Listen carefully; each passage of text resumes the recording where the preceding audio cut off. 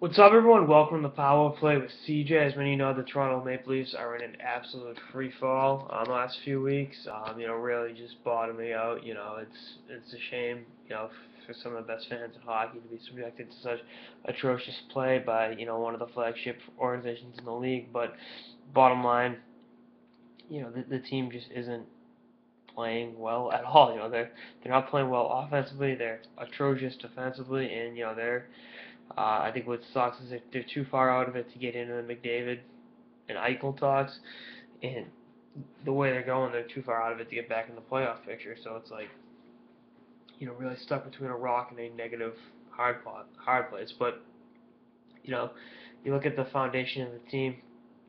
Dion Phaneuf, team captain's had his problems this year. Kessel's, a bit of a streaky player, and I'm a Phil Kessel guy. I always have been, but all the trade rumors surrounding him, you're looking at saying, maybe you got to start over again. But I mean, how many times can you blow a team up and expect the fans to remain loyal, even in a market as great as Toronto? I mean, you look at Toronto's not the worst run organization in hockey. Imagine the worst run organization ever, multiply times infinity, then you have the Edmonton Oilers. So they got a ways to go before they reach the Oilers level of ineptitude. But it's the same storyline here. Great loyal Canadian market that can't consistently produce a winner despite having the fans show up no matter what. And do you go full rebuild in terms of moving Kessel, moving a Phaneuf?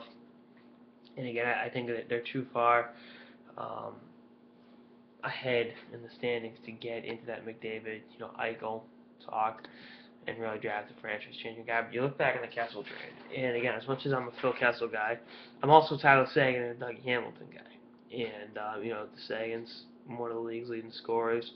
Dougie Hamilton's really turned into a very, very solid young defenseman, 21 years old, and playing all situations for a team right now in the Boston Bruins that if the season now is in the playoffs, are in the playoffs. So, would you?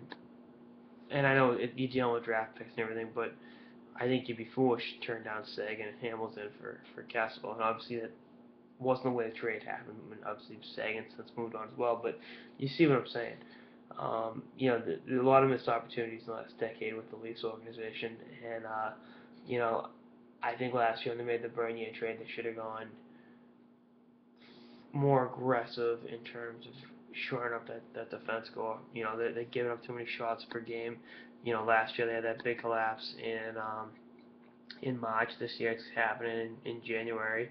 And one guy I feel bad for is Stefan Robida. He signed with the Leafs, hoping to get that one last contract. And as much as he's getting paid, he's stuck in a situation where he won't get that elusive Stanley Cup that's eluded him pretty much his entire career, and you feel bad for him in that regard. But you know that's the nature of the beast with NHL free agency and all that. But again, tough situation in Toronto. They're not at Edmonton level. They're not at Edmonton's level of ineptitude, but they're not far off. We'll see what happens in the next few weeks, what kind of changes happen in the organization. But I think Brendan Shanahan is going to start making some moves sooner rather than later. Anyway, that's sort of the power play with CJ on the Leafs' recent free fall. Stay tuned for episodes of the season and beyond. Later, guys.